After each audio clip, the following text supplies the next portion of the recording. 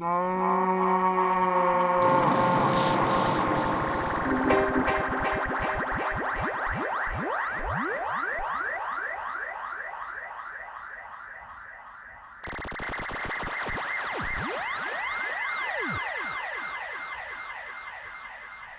I want to consider fossil fuels and atmospheric CO2, and to ask to what extent current policies and actions are likely to achieve the necessary reduction in greenhouse gas concentrations in the atmosphere and global warming over land.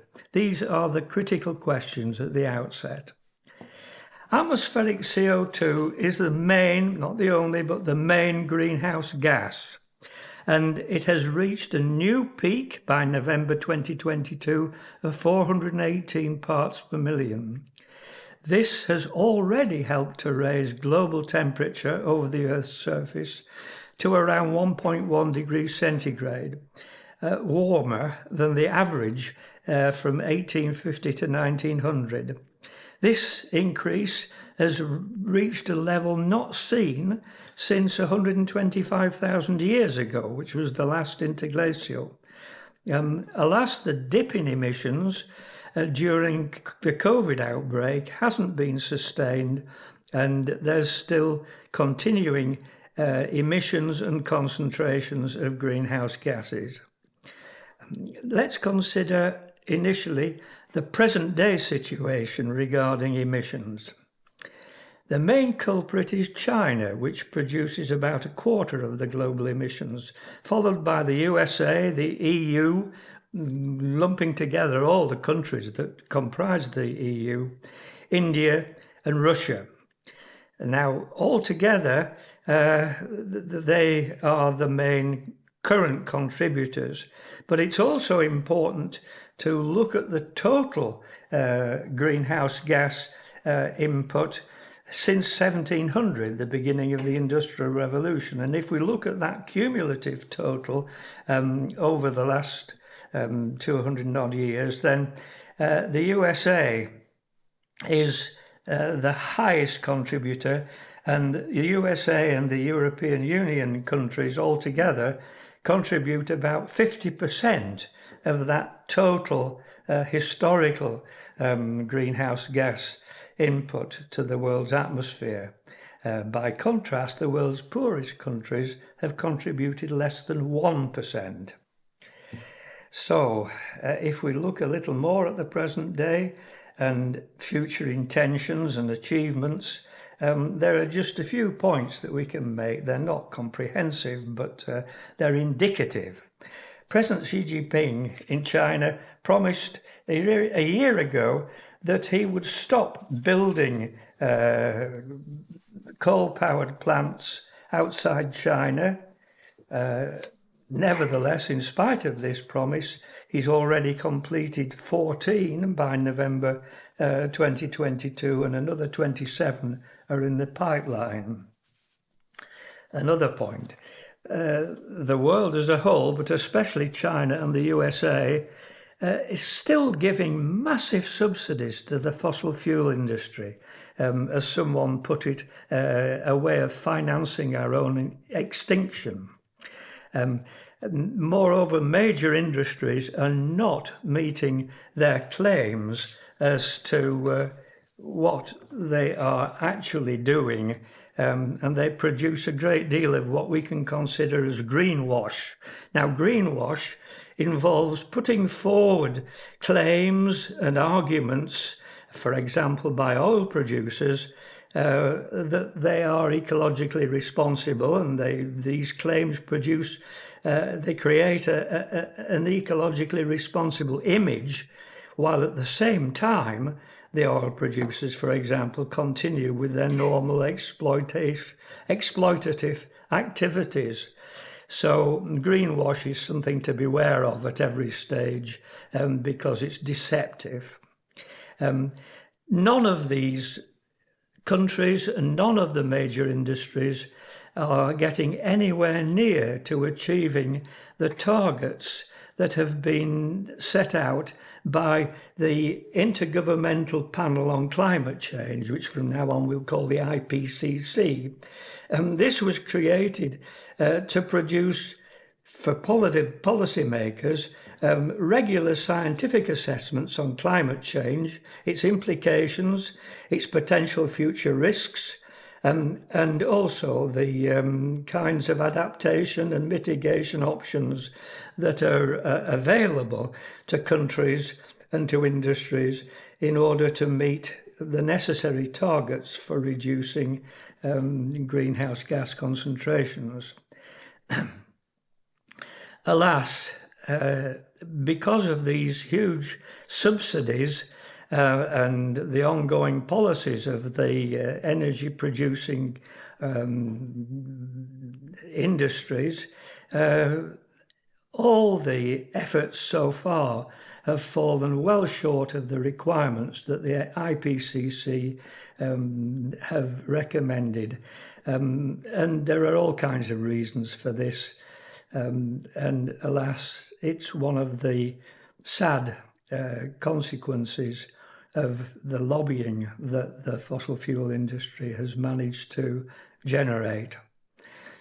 China, the USA, India and Russia alone, those 4 countries, are in the process of laying out more than 24,000 kilometres of new oil pipelines, a major indication of the way in which major increases in fossil fuel-based energy production are already literally and figuratively in the pipeline.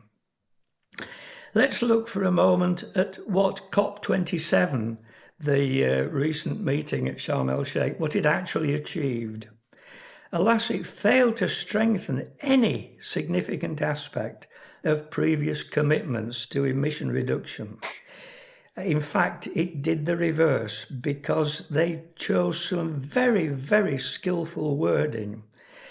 The report from COP27 talks about the phasing down of fossil fuel production, not the phasing out.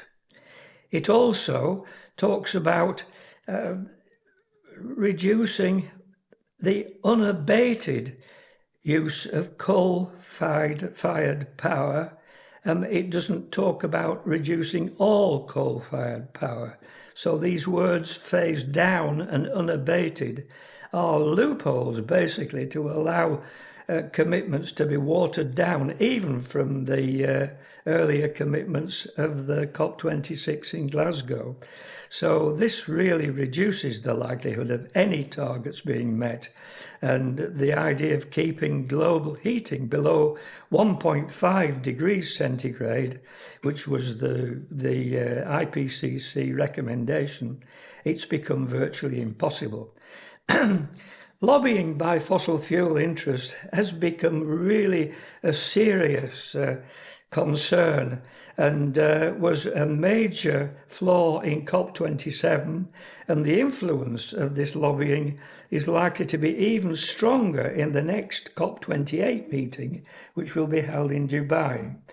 So some of the things that were in the air at that COP27 was the possibility of regarding gas as a green fuel. So you can see that things are being not reinforced, but watered down, and the likelihood of reaching the 1.5 degrees gets less and less over time.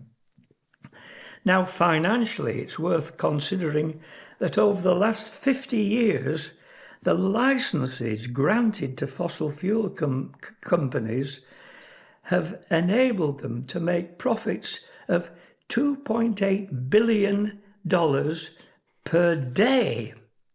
And during the first 9 months of 2022, the 7 biggest private sector oil companies made $150 billion in profits. So you can see that the oil companies and the other fossil fuel-based power generating companies are really winning the battle rather than losing it. this continues because there are new oil and gas reserves in up to 45 African countries that are attracting a lot of international attention and becoming the focus for conflicting views. You can imagine that the African countries themselves, having contributed nothing to global warming to speak of, are interested in developing the fossil fuel reserves they have for their own benefit. But alas, the likelihood of that happening is very much less than the developments that may happen from now on would benefit the rich countries that are responsible for exploiting the reserves in African countries, and the rich countries that already have the infrastructure and the power and the finance to reap the rewards. So this is a major area of future conflict, which again is likely to increase the contrast between the rich countries and the poor countries, especially the African countries that have fossil fuel reserves. Now, if we start to think about consequences, if we look at a moderate emission scenario that features little change from today's global development patterns, the average global temperature is likely to rise to somewhere between 2.1 and 3.5 degrees centigrade, according to IPCC.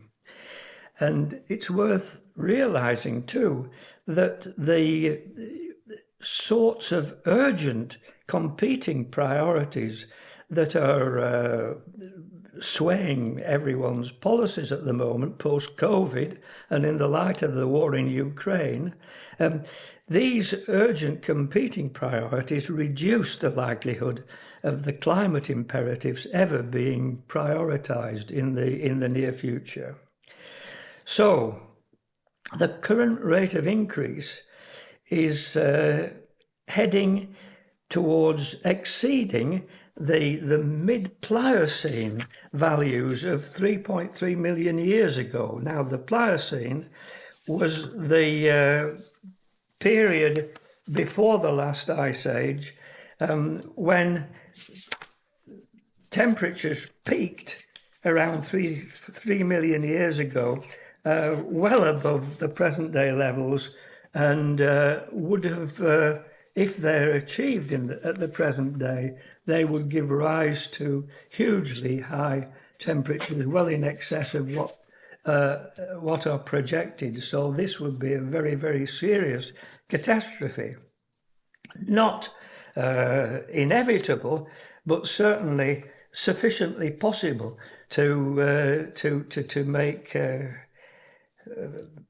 good cause for worry, because the consequences would be extremely severe. Even if we look at less daunting scenarios and look at some of the models that the IPCC have produced for the current century up to 2100, we get a feel for what is most likely to happen. And it's important to realize that this is partly based on models, but in fact, there's some basic physics that goes into this, because with a warmer atmosphere, inevitably more moisture is retained in the atmosphere, which can lead to longer droughts and more severe droughts. But when that extra moisture is released, it produces the extreme storms and precipitation that generate the floods, which seem to be the other half of the extreme situation that more and more countries are now experiencing. So what IPCC suggests is that over land, extreme temperature events that occurred once every 50 years in past centuries will probably occur every 3 to 4 years, even if the Earth just reaches 2 degrees centigrade above pre-industrial levels. It looks as though it's heading for even more than that. And by the year 2100, climate extremes of the kind that we just talked about are likely to be 4 times more frequent and severe than they have been in the last in the centuries preceding global warming. So there's really little doubt that the increases in global temperature will have huge impacts on extremes in the future, with all the consequences for human health and survival that are already becoming apparent. So the bottom line is that unless there are immediate, rapid and large-scale reductions in atmospheric concentrations, and that's important to realise, we're talking about atmospheric concentrations, not emissions. You can reduce emissions, but the concentrations will still slightly increase. What we need is a reduction in concentrations, not simply emissions. And that is essential if we're to get anywhere near to limiting global warming to 1.5 degrees centigrade. This kind of reduction is well beyond the reach of methods like carbon capture, which is one of the methods that well, for example, the Americans in particular are recommending. Carbon capture involves actually capturing the CO2 emissions and creating ways of storing them in geological formations. But the technology is just not available at the required scale. So trying to rely on that is something that people are using basically as an excuse not to cut emissions. And when you read about carbon capture as being some kind of solution, it's really not the kind that is going to be what's required. It will be too little and too late. So that's where the models actually point to for our future under climate change. So why should we believe the CO2 global warming and consequences projected by the models? How reliable are they? It's interesting that we now, in order to look into the future, have needed to develop new types of science, not the kind of science that you can immediately test and prove or disprove, but science which is essentially projective. And in order to test that kind of science, the best you can do is to see whether it replicates what happened in the past. If it can post-dict what happened in the past with confidence and with accuracy, then there's every reason to believe that its projections into the future will be reasonably reliable. And the fact is that the hundreds and hundreds of tests of the reliability of current and the most trusted models projected into the past, they really are extremely good at capturing all the changes that have happened to global surface temperature in past centuries. And they're particularly accurate for the last 100 years or so at capturing the impact of human impacts on global greenhouse gas concentrations and on global warming. So it's by testing them against their ability to replicate what happened in the past that we have some confidence in the way in which they are projecting the future. And I think that gives us a good deal of confidence in what the models are telling. So we have to realise that the future impacts on health, welfare, ecosystems and human survival are inevitable, and they are so significant that much more attention must be focused on adaptation where possible. But, and this is a very, very important point, a focus on adaptation should not be seen as a way of distracting attention from the need to reduce atmospheric concentrations. In a way, it's tempting to say, oh, well, we'll just adapt to whatever happens. But that is a way of copping out and not really getting down to doing the essential thing, which is, as we've already said, reduce atmospheric concentrations of greenhouse gases.